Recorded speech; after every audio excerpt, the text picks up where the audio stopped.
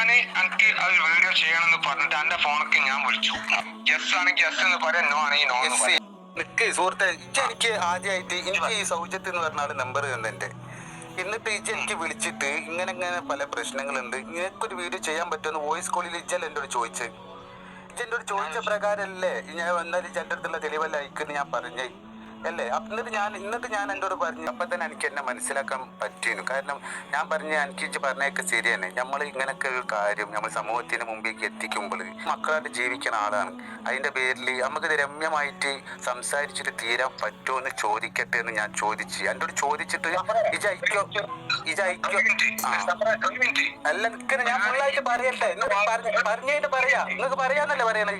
ഞാൻ നിങ്ങളോട് ചോദിച്ച് നമുക്ക് അങ്ങനെ വീഡിയോ ഒന്നും ചെയ്യാതെ എങ്ങനെ സംസാരിച്ചിട്ട് തീർക്കണമല്ലേ നല്ലത് എന്ന് ഞാൻ നിങ്ങളോട് പറഞ്ഞു. അപ്പൊ നിങ്ങൾ അയക്കോട്ടെ, എന്നാൽ അങ്ങനെയാണെങ്കിൽ അതാണ് നല്ലത് എന്ന് പറഞ്ഞിട്ട് ഞാൻ വിളിച്ചപ്പോൾ എന്നോട് കുറച്ച് കാര്യങ്ങൾ പറഞ്ഞു. ഞാൻ പറഞ്ഞ സുഹൃത്ത് എന്നോട് ഞാൻ പറഞ്ഞ കാര്യം പറഞ്ഞു. അപ്പോൾ പറഞ്ഞ കാര്യങ്ങളെ കുറിച്ച് ഞാൻ എന്നോട് ചോദിച്ചപ്പോൾ ഇജ് അങ്ങനല്ല ഇങ്ങനെയല്ല അങ്ങനെ ഇല്ല എന്ന് പറഞ്ഞപ്പോൾ ആ ഇതിൽ ഉൾപ്പെട്ട ഒരാളെ നമ്പർ ഞാൻ എന്നോട് ചോദിച്ചു. അത് സത്യമാണോ എന്നറിയാം. അല്ല സത്യമല്ലാതെ ഈ കാര്യം നമ്മൾ പുറത്ത് വിട്ട് കഴിഞ്ഞ് കഴിഞ്ഞാൽ ഇത് ഭയങ്കര പ്രശ്നമാകും. എൻ്റെ ഭാഗത്തും തെറ്റ് അവരുടെ ഭാഗത്തും തെറ്റുണ്ടെങ്കിൽ രണ്ട് തെറ്റിൻ്റെ ഇടയിൽ എനിക്ക് നിൽക്കാൻ പറ്റാത്തത് കൊണ്ടാണ് ഞാൻ അങ്ങനെ പറഞ്ഞത്. അപ്പോൾ ഇജ് എന്താക്കി, ജസ്റ്റ് അവരെ നമ്പർ എന്തിനാണ് എനിക്ക്, ഇവരെ നമ്പർ എന്തിനാണ് എനിക്ക് എന്ന് പറഞ്ഞാൽ ഇജ് എന്നോട് പുലഭ്യം പറഞ്ഞു. ഇതെല്ലാം മതി ഉണ്ടായ പ്രശ്നം. ഇപ്പോൾ പ്രശ്നം എന്താണെന്ന് അറിഞ്ഞല്ലേ നമ്മുടെ ആരിഫത്താത്ത? ഇതിൽ ഞാൻ ചെയ്ത തെറ്റെന്താണെന്ന് നിങ്ങൾ എനിക്ക് പറഞ്ഞു തരൂ. ഈ കാര്യവും പറഞ്ഞ് നിങ്ങൾ പറഞ്ഞ ഈ മാന്യത്തിയായ സൗജത്ത് താത്ത എല്ലാ യൂട്യൂബ് ചാനൽ കമൻറ്റ് ബോക്സിലും ഈ കാര്യം ഉണർത്തുന്നത് അതിലും വലിയ തെറ്റാണെന്ന് നിങ്ങൾക്ക് മനസ്സിലായില്ലേ? ഞാനല്ല ആദ്യമായി അവർക്ക് വിളിച്ച് വീഡിയോ ചെയ്യാമെന്ന് പറഞ്ഞത് എന്നും നിങ്ങൾക്ക് ഉറപ്പല്ലേ? ഇപ്പോൾ നിരന്തരം എൻ്റെ ഉമ്മാക്കും ഉപ്പാക്കും വിളിച്ച് എന്നെ വലിയ വിഷമത്തിലാക്കുകയാണ് ഇയാൾ. ബോധമില്ലാതെ ഓരോ കാര്യങ്ങൾ ചെയ്യാൻ ഇനി എനിക്കാവില്ല. കാരണം ഞാനത് അനുഭവിച്ചതാണ്. നിങ്ങളെ കുടുംബക്കാരും നാട്ടുകാരും വീട്ടുകാരുമെല്ലാം എൻ്റെ അടുത്ത് വന്നാലും എനിക്ക് യാതൊരു പ്രശ്നവുമില്ല. ഞാൻ നിങ്ങളോട് അങ്ങോട്ട് വന്ന് ഒരു തെറ്റും തന്നെ ചെയ്തിട്ടില്ല. നിങ്ങളാണ് ഞാൻ സാജിദയുടെ ഭർത്താവാണെന്ന് പറഞ്ഞത്. അതിനെക്കുറിച്ച് നിങ്ങൾ ഒരു വീഡിയോ ചെയ്തപ്പോൾ ഞാനൊരു വീഡിയോ ചെയ്തു. ശേഷം നിങ്ങൾ 3 ഷോർട്ട് വീഡിയോ ചെയ്തു. അതിൽ ഞാൻ ആണല്ലേ എന്ന് ചോദിച്ചപ്പോൾ അതെ ഞാൻ ആണാണ് എന്ന തരത്തിൽ ഞാൻ മറ്റൊരു വീഡിയോ ചെയ്തു.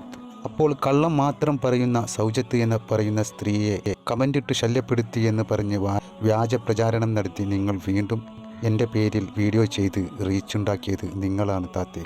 നിങ്ങളോട് ഞാൻ തെറ്റ് ചെയ്തെന്ന് നിങ്ങൾ പറയുന്നത് നിങ്ങളെ തള്ളേ എന്ന് വിളിച്ചു എന്നതാണ്. തള്ള എന്ന് പറഞ്ഞാൽ ഒരു അസഭ്യവാക്കായി ഇതുവരെ രേഖപ്പെടുത്തിയിട്ടില്ല. പക്ഷേ നിങ്ങൾ എന്നോട് പറഞ്ഞ അസഭ്യം ഞാൻ വീണ്ടും ഇവിടെ പറയുന്നുമില്ല. ഈ കാര്യങ്ങൾ പറയാൻ വേണ്ടിയിട്ട് ഇതിലും വലിയ തെളിവുകൾ നിങ്ങൾക്ക് നൽകാൻ വേണ്ടിയിട്ട് നിങ്ങളെ നമ്പർ ചോദിച്ചിട്ട് പോലും നിങ്ങൾ എനിക്ക് തരാതെ എവിടെയോ കിടക്കുന്ന വ്യക്തിക്ക് അത് നൽകി. ഞാൻ നിങ്ങളുടെ സഹപ്രവർത്തകനായിട്ട് പോലും. എന്നിട്ട് നിങ്ങൾ വീണ്ടും എന്നെ സമൂഹത്തിൽ ഇല്ലാത്ത കാര്യങ്ങൾ പറഞ്ഞ് മോശമാക്കാൻ ശ്രമിച്ചുകൊണ്ടേയിരിക്കുന്നു. ഞാൻ നിങ്ങളെ മോശമാക്കി എന്ന് നിങ്ങൾക്ക് ഉറപ്പുണ്ടെങ്കിൽ നിങ്ങൾക്ക് നിയമപരമായോ അല്ലെങ്കിൽ നിങ്ങൾ പറഞ്ഞ നിങ്ങളുടെ സഹോദരൻ്റെ കൂട്ടുകാരി വഴിയോ എനിക്ക് ശിക്ഷ നൽകാം. പക്ഷേ സത്യം എൻ്റെ അടുത്താണെങ്കിൽ അവർക്കാർക്കും എന്നെ ഒന്നും ചെയ്യാൻ കഴിയില്ല എന്നുള്ള കാര്യം നിങ്ങൾ ആദ്യം ഓർത്തു വെക്കുക. സൗജത്ത് താത്താനെ ശല്യപ്പെടുത്തി എന്നാണ് നിങ്ങൾ പറയുന്നതെങ്കിൽ എനിക്ക് വാട്സപ്പ് മെസ്സേജ് അയച്ച് എൻ്റെ ഭാഗം എന്താണെന്ന് കേൾക്കാതെ ബ്ലോക്ക് ചെയ്തു പോയപ്പോൾ ഞാൻ ഇങ്ങനൊരു മെസ്സേജ് അയച്ചിട്ടുണ്ട്, അത് കേൾക്കൂ എന്ന് പറയാൻ ഞാൻ ആദ്യം 2 തവണ വിളിച്ചു. അത് നട്ടപ്പാതിരാക്കൊന്നുമല്ല. പിന്നെ അവരുടെ കമൻറ്റുകൾ കണ്ടപ്പോഴാണ് ഞാൻ പിന്നെയും അവർക്ക് വിളിച്ചത്. ഈ 4 തവണയും അവർ എൻ്റെ കോൾ അറ്റൻഡ് പോലും ചെയ്തില്ല. എനിക്ക് പറയാനുള്ള കാര്യം എന്താണെന്ന് പോലും അറിയാതെ ഞാൻ അവരെ ശല്യപ്പെടുത്തി എന്ന് പറയുന്നത് എന്തർത്ഥത്തിലാണ്? നിങ്ങൾ എന്നോട് പറഞ്ഞ അസഭ്യത്തിന് ബദിലാകുകയില്ല ഒരിക്കലും 1-2 തള്ളേ എന്നുള്ള വിളി. അല്ലാതെ നിങ്ങളെ ഞാൻ വേറൊരു വാക്കും ഉപയോഗിച്ചിട്ടില്ല എന്നുള്ളത് എനിക്കുറപ്പാണ്. പിന്നെ മതത്തിൻ്റെ കാര്യം പറഞ്ഞത് അത് നിങ്ങളെല്ലാം പറയിപ്പിച്ചതാണ്. നിങ്ങൾക്കങ്ങനെ ആരെയും ഇല്ലാത്ത കാര്യം പറയാനുള്ള അവകാശമൊന്നും ഇവിടെ ആരും നൽകിയിട്ടില്ല. ഞാൻ നിങ്ങളെക്കുറിച്ച് പറഞ്ഞതെല്ലാം ഉള്ളതാണ് എന്നതും നിങ്ങൾ ഓർക്കേണ്ട കാര്യമാണ്. ഞാൻ പറയുന്നില്ല. ഞാൻ ഇത്തരത്തിൽ സാജിദയുടെ കാര്യത്തിൽ മൗനം പാലിച്ചത് എന്താണെന്ന് മനസ്സിലാക്കി തരാൻ ഈ സഹോദരിയുടെ വാക്കുകൾ നിങ്ങൾ കേട്ടു നോക്കൂ. ഇനി സാജിദയുടെ കാര്യങ്ങളെക്കുറിച്ച് ഞാൻ ചിലപ്പോൾ വീഡിയോ ചെയ്യാം. എന്നാലും നിങ്ങളെക്കുറിച്ചും മറ്റും ഞാനൊരു വീഡിയോയും ചെയ്യില്ല. അത് നിങ്ങൾ ഇങ്ങോട്ട് ചെയ്താലും നിർബന്ധ സാഹചര്യത്തിലല്ലാതെ. സൗജത്ത് താത്ത, കഴിഞ്ഞ ഞായറാഴ്ച ഞാൻ വിളിച്ചത് എന്തിനാണെന്ന് അറിയണമെങ്കിൽ നിങ്ങൾ ഇതുവരെയും കേൾക്കാത്ത ഒരു വോയിസിനെ കുറിച്ച് പറയാനായിരുന്നു. അതിലെ കുറച്ച് ഭാഗം ഞാനിവിടെ വെക്കുന്നുണ്ട്. ചിന്തയില്ലാതൊരു ഭ്രാന്തനായി മാറാൻ ഒക്കൂല താത്ത. കാര്യം പറയുന്നത് സാഹചര്യ തെറ്റുകാരിയാണെങ്കിൽ ആയിക്കോട്ടെ, അവളെന്തിനും ഒരു ആത്മഹത്യക്ക് തള്ളിവിടണേ? മനസ്സിലായി, അവൾക്ക് നന്നാവുള്ളൊരു അവസരം കൊടുത്തൂടെ? സമൂഹമല്ലേ ഇത്? നിങ്ങൾ വിചാരിച്ച അമേരിക്കയും ഇംഗ്ലണ്ടൊന്നല്ല. ഇവിടെ നല്ല സന്മനസ്സുള്ള മനുഷ്യരുള്ള കേരളമാണിത്, മനസ്സിലായേ? അപ്പോൾ ആലോചിച്ച് നല്ല തീരുമാനം. എനിക്ക് ഇങ്ങോട്ട് സംസാരിക്കാൻ താല്പര്യമൊന്നുമില്ല. ആരെങ്കിലും ഒരാളൊരു തെറ്റ് ചെയ്തു, അവരും പഠിച്ചോണ്ട് മാത്രം അത് അറിയുന്ന ഒരു കാര്യമാണെങ്കിൽ അവർ തന്നെ ഓപ്പൺ ആയിട്ട് പബ്ലിക്കായിട്ട് അത് ആരോടും മൂന്നാമത് ഒരാളോട് പറയരുത് എന്നാണ് ശരിക്കും പറയുന്നത്. കാരണം അത് മറ്റുള്ളവർ അറിഞ്ഞ് അതൊരു കോമൺ ആയിട്ടുള്ള ഒരു കാര്യമാണെന്ന് തോന്നിയിട്ട് അവരും കൂടെ ചെയ്യാനുള്ള ഒരു ഇത് വരരുത് എന്നാണ്. പഠിച്ചോൻ മറച്ചു വെച്ച കാര്യം മറ്റുള്ളവരോട് പറയരുത് എന്നാണ് പറയുന്നത്. അങ്ങനെ ഇരിക്കുമ്പോൾ വേറൊരാളുടെ ഒരു കാര്യം അവർ ചെയ്തതാണെങ്കിലും അല്ലെങ്കിലും ഇത്രയും പബ്ലിക്കായിട്ട് അറിയുന്ന രീതിയിൽ പറഞ്ഞത് തന്നെ ഏറ്റവും വലിയ തെറ്റാണ്. അതെടുത്ത് ബാക്കിയുള്ളവർ റിയാക്ട് ചെയ്തതും വലിയൊരു തെറ്റ് തന്നെയാണ്. ചെയ്യാൻ പാടില്ല. ഇതൊക്കെ റിയാക്ട് ചെയ്യുമ്പോഴും ഈ എന്താ പറയുക ഇൻ്റർവ്യൂസ് വാങ്ങി ഇവരുടെ വായിന്ന് ഓരോന്ന് വരുത്തിച്ച് നമ്മളെന്തോ വലിയ സംഭവമാണെന്ന് കാണിക്കുന്ന സമയത്ത് സത്യം പറഞ്ഞു കഴിഞ്ഞാൽ ആ പിഞ്ച് മക്കളെ ഓർക്കായിരുന്നു.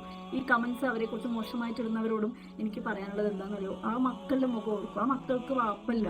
ഇനി ഉമ്മ കൂടെ ഇല്ലാതാക്കുന്ന ഒരു അവസ്ഥ അവർക്ക് ഉണ്ടാക്കാതിരിക്കുക. ഒരു മനുഷ്യനാണ്, എപ്പോൾ വേണമെങ്കിലും എന്ത് വേണമെങ്കിലും ഒരു മനുഷ്യന് തോന്നാലേ, ആ ഒരു തോന്നൽ അവർക്ക് ഉണ്ടാക്കി കൊടുക്കാതിരിക്കുക.